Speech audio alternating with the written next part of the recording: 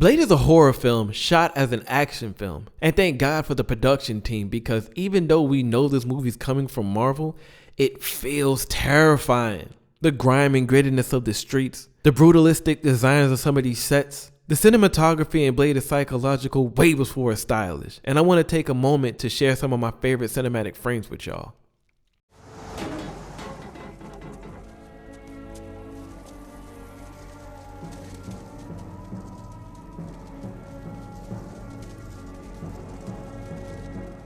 These frames are fire because of their intent. They embody Blade's entire life. Harsh, brutal, isolated. It's just as unsettling as it is beautiful. I appreciate how they chose to paint this scene with shadows. Pay attention to the fact that they give us a full silhouette of Blade walking off into the night as if he's the monster of the story. They give us depth with the practicals and then they sprinkle in versatility with all these newspapers flying around. This beautiful layering of light fully immerses us into his world. If you don't know anything about Blade, you can get a sense about him just from these frames alone. Speaking of that, this scene also gives us insight into his mentality, and that's why I love these frames. Mind you, he just bodied multiples of people in multiple rooms and is currently recovering from a manic episode because his thirst for blood is getting out of control. He hates himself, he hates vampires, he hates life. And that's why these frames needed to paint his trauma and depression. It didn't take much, but the focus is the absence of light. Because once again, this man needs a hug. On the other hand, look at how they chose to light Dr. Jensen. It's still dark in general, but her frames are much lighter in tone.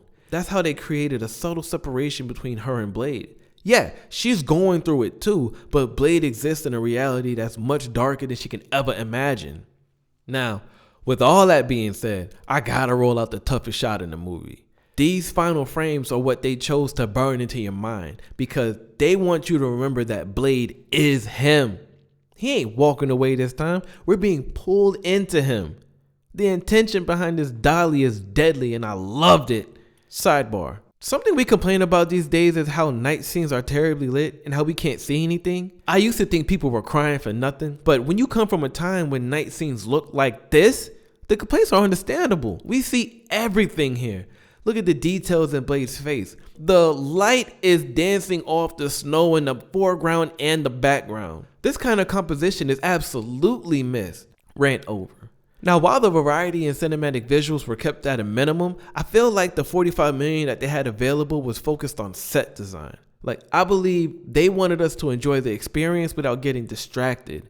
Now, even though these are my favorite frames, I'm curious to hear what y'all think, because this is just another chapter of a wider conversation to be had about this movie.